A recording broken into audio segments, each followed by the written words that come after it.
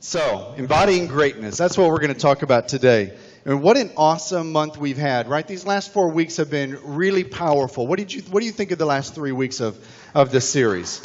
Yeah? Pretty good. Pretty exciting. You know, this is my very first sermon series, thanks to Reverend Tim. It was his idea that we do this. And I didn't really know what to expect with a series because I had never had my mind wrapped around a whole series of sermons. I was just going to allow Spirit to always drive me which direction I need to go for the week or for the next week. And this has been really spectacular. Very interesting for me to step into a new greatness, a new level for me as well. So thank you for being a part of that.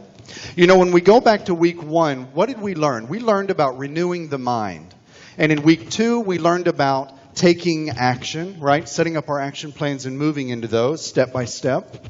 And then last week in week 3, we actually talked about determination, which was really fueling up the willpower to get us to our goals through our steps, our action plans, and our changed mind, right? Very powerful. And so today I'm going to shine a little bit of light on a new topic, which is embodying greatness. Because this gentleman, Nick Vujicic, truly took what I guarantee you 99% of us might actually feel that we were given a whole barrel full of obstacles in life to deal with no arms, no legs. But he made something of it. He turned it into a beautiful life. If you can see that he's got a wife, he has a child, he's got a speaking career, big business. He's actually coaching now, life coaching. It's powerful. He took a barrel of obstacles and he made a life of greatness out of it. When we really embody something like Nick has done, when we do that, we're allowing the fullest expression of our spirit to come through. Our fullest expression of spirit. And in that moment, when we do that, we're allowing God to push through in a greater expression on earth. In that very moment, just through our embodiment, just by our actions. The second way that we embody greatness, well, let me back up, rewind. Missed number 1. When we talk about embodying greatness, you got to do 2 things. We already did one of them today. We're working on the second one. The first one was meditation. Meditation is so important. That's why I said in my little prayer to Spirit that I hoped you would hear, is that hopefully you're meditating every day, because really the only way for us to get to a state of greatness is to join with that expression called God. And we only can do that through meditation. I'm not talking sitting in a chair meditation. You could be walking the beach meditation. You could be riding a horse meditation. You could be writing your greatest novel. That's a meditation. Whatever is sacred to you and whatever takes you to a place of true bliss, that is God in the moment. And that is meditation. So find your meditation. Now the second way to really embody greatness is to align your mind with cosmic mind. You know, I've been saying that for the last few weeks off and on. Aligning our mind, our human mind, with cosmic mind. Because it's really about finding God in the very moment of the experience, what Eckhart Tolle talks about when he says the power of now. It's not about what I did last week with my family that's been dry, or it's not about a lifetime of issues with my family, right? It's about what is taking place now and what am I going to do? What are the action steps I'm going to do to move forward towards greatness? Maybe I'm going to take my family and my friends along with me. Action plans. Being in the now, finding God in that moment. When we do that, we embody greatness. But if you don't meditate and if you don't connect yourself to that higher power, and if you're not trying to find God in the moment, meaning the silver lining in that dark cloud, if you're not doing those 2 things, I guarantee you'll never reach greatness. You'll never reach greatness. That's a powerful statement I wrote, and I thought, can I really pull that off? Can I say that? But when I meditated on it, I spent a whole night meditating on that one little sentence. It actually made very clear sense to me. It's true. If we're not meditating and blending ourselves with a higher power, expanding our energetic bodies towards all that is, and if we're not finding God in the moment, we will never embody greatness. So those are 2 critical, important factors. Got it? So I want you to turn to your neighbor. I want you to say this. I will succeed in my journey to greatness. I will succeed in my journey to greatness. Beautiful. I want to hear that again. Tell your other neighbor. When we speak of success and achievement, and when we speak of greatness, Winston Churchill said it very beautifully. I love Winston Churchill. Success consists of going from failure to failure without losing your enthusiasm. Ooh, that's true. Isn't that true? When you think about it? Success consists of going from failure to failure without losing enthusiasm. A few weeks ago, I talked about Thomas Edison and these light bulbs. 9,000 times before he got the most perfect one that he thought was perfect. Right? We've got amazing ones now, but he thought what he got was perfect, and it worked for that time period. What's interesting is if you'll remember, I've been teaching these last 3 weeks the principles of finding God in the obstacle. That's really important. Finding God in the failure, finding God in the trauma in your life, in the tragedy, in the hot mess of whatever's going on. Find God in that moment, and I guarantee you are on your way to greatness, because you will totally change your spirit. You will shift your spirit and shift your mind. Did you know that losing weight is not about losing weight? Did you know that making money is not about losing money? Did I say losing money? Oops. Where am I at? Did you know that, rewind, did you know that making money is not about making money? Did you know that finding your soulmate is not about finding your soulmate? It really is about who you become in the process of the journey. That's the point I want to make to you. What you believe is possible for you as you're making money, as you're finding your soulmate, as you're achieving greatness in your life. I'm talking about a renewal of your spirit, a renewal of your mind. That's what those experiences are for. That's finding God in the moment. The universe, what we call infinite intelligence, right? The divine creator, when you think about it, the universe is an expression of God, right? All of nature, we call it. All of nature, all of the universe is in motion. It has to be in motion because it's vibrating. If it wasn't vibrating, we wouldn't exist. Everything is in vibrational harmony and expressing forward, abundantly moving forward, right? Abundance in motion. That's what we call the universe. And so everything that you desire is actually here in this room, in your life, all around you. But if you'll just shift your mind, and if you'll shift your vibration, you will change your life. You will find exactly what you're looking for in the perceived moment. What you look into, what you perceive is taking place. That's powerful. That's very powerful. What we have to do is we have to let go and let God. We've got to surrender to the moment. We've got to surrender to what is, and we have to say yes to life. Stop saying maybe.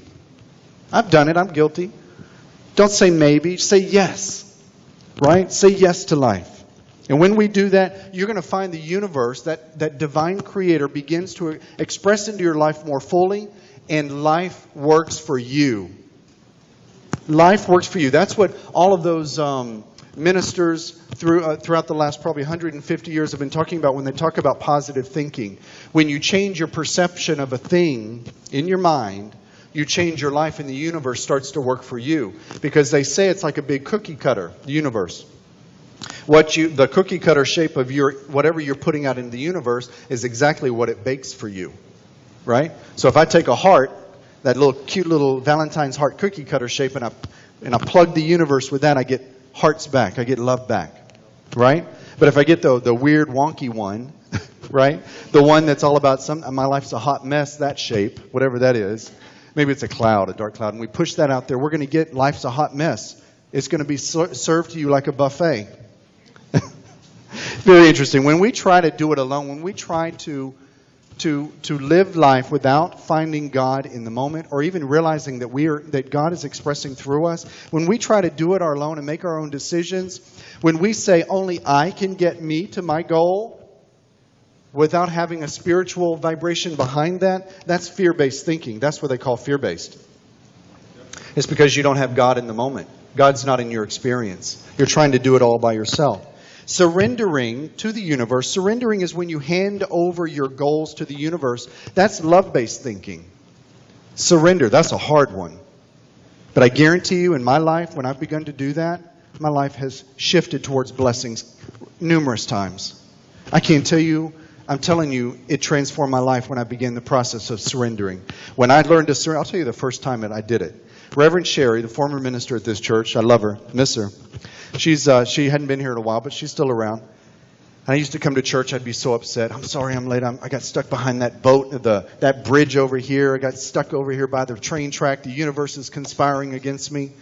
She goes, what are you worried about? Let it go. They just prevented you from maybe getting into an accident, or you didn't need to see something that was going to take place down the road, or you didn't need to be involved in something down the road. You just received a blessing. And I thought, what?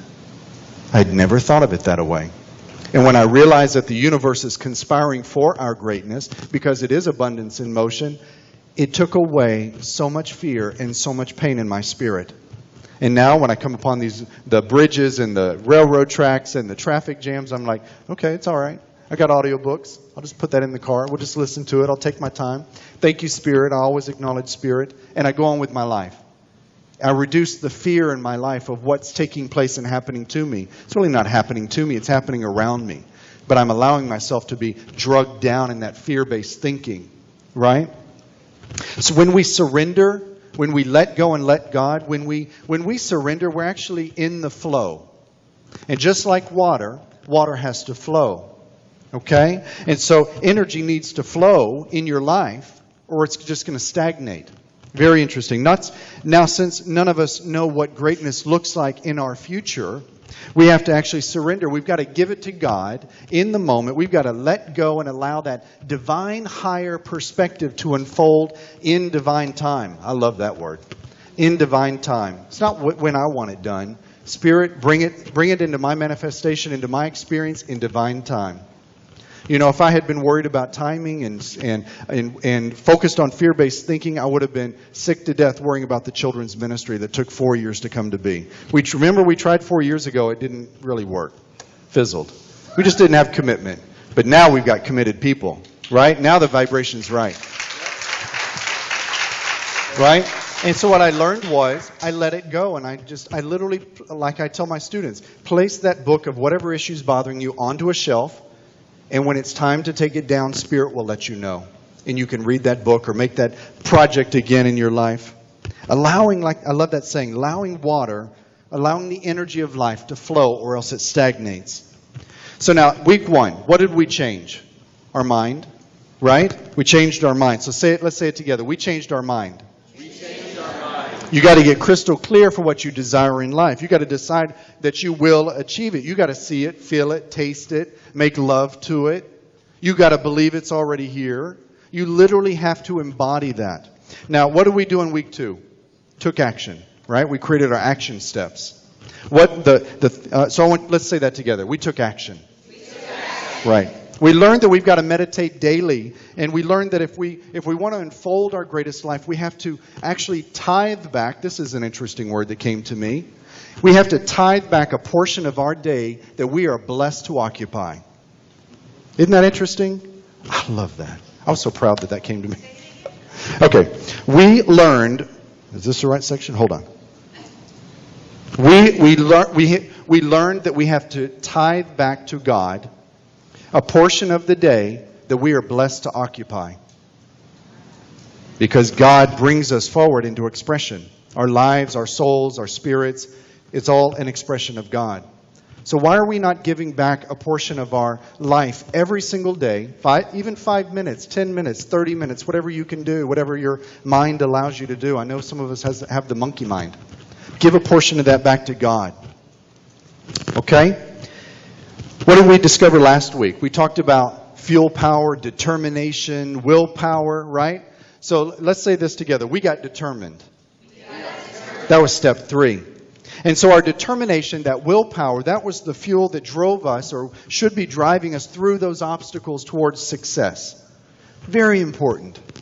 And today we now understand that final step of unfolding our greatest life, that final step to fully embodying the light of God on earth, while we're heading to that goal of greatness, is by informing the universe that our intent by behaving and thinking and acting as if you're sexy and you know it, right? As if you're greatness embodied, right? As if you are greatness embodied. In other words, that cookie cutter shape, put it into the universe and get greatness back. In other words, when you embody greatness, you allow the energy to flow in your life. What do they say? Act like a duck, walk like a duck, and people will think you're a duck. And it really is kind of true, as silly as that symbol may be. if you begin the process of embodying it, that's why positive affirmations actually work. Because when you begin to embody it, you begin to express it. That energy flows through you. So when we do this process, we got to stand strong like a metaphysical superhero, and we have to say out loud, I come as one, but I stand as 10,000. Isn't that great? Friends, all of life, all of creation is moving forward. It's either moving forward or it's moving backwards. It's moving forward in the sense of birthing and evolving. It's moving backwards in the sense of shrinking back, of dying and maybe decomposing or breaking apart and recycling back into that great cycle of life. If you think about it, the universe is a big recycling plant, really. A seed, and in essence, we are the seed, but a seed is in the ground and it has to push through soil. It exists in a state of darkness. It exists in a state of decay and decomposition. It exists in a state where everything is pushing down, down, down on it, obstructing its goal of reaching upwards. And that seed is pushing upwards, in that meanwhile, pushing upwards towards its goal of life, of sunlight, of fresh air. So you have to understand that seed wasn't worried about all the obstacles. It knew its goal, and it was embodying greatness, pushing towards its expression as a little sapling or a little beautiful plant. If you wish to reach your greatest life, you got to see that those obstacles, all of those things pushing against you in life, you got to see the mountain, you got to see the journey as a spiritual lesson to learn from. You got to find the spiritual lining in that dark cloud of the experience, and that's how you're going to grow your greatness, grow to a state of embodied greatness. Nothing is impossible, right? Because in the very word it says, I'm possible. Powerful. When we embody greatness, you are giving yourself permission to be who you are. When you embody greatness, you don't worry what other people think about you or say it's possible for you in your path. When you embody greatness, you begin to live life on your divine terms. When you are living a greatest life, check this out. You walk around so lit up, energetically, spiritually. You emit very powerful spiritual light. You, not your haters, right? You're the one who is sharing your light with this world. You're lighting up this world, and that's why you've got to walk around. You've got to stand strong in your truth when you go out into the community, because you've been given an opportunity to be reborn in a human form. This is a new life. You have had many lives. You have had many lives. You are here. Your purpose is to shine. Your purpose is to share, to serve, to actually share your life, your unique frequencies with all of God's creation. You are to bring divine truth into this beautiful world of ours. You are powerful. You are divine love itself, that creative spark.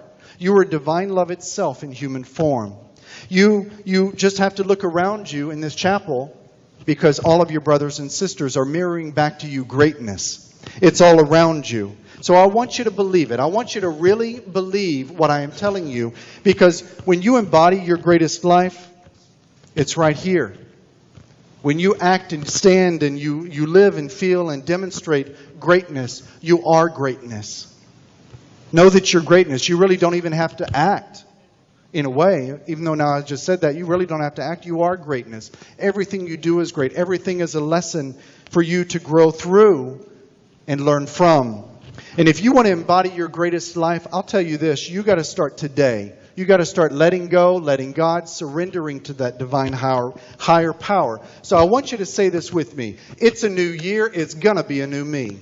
It's a new year. It's going to be a new me. Friends, if you are ready to embody greatness in your life and you've received this message in your spirit today, stand up and let me hear you. Yes. That's what I'm talking about. Walk yourselves to greatness, guys. I love you. I love you. Beautiful. Thank you. Amen, amen, amen.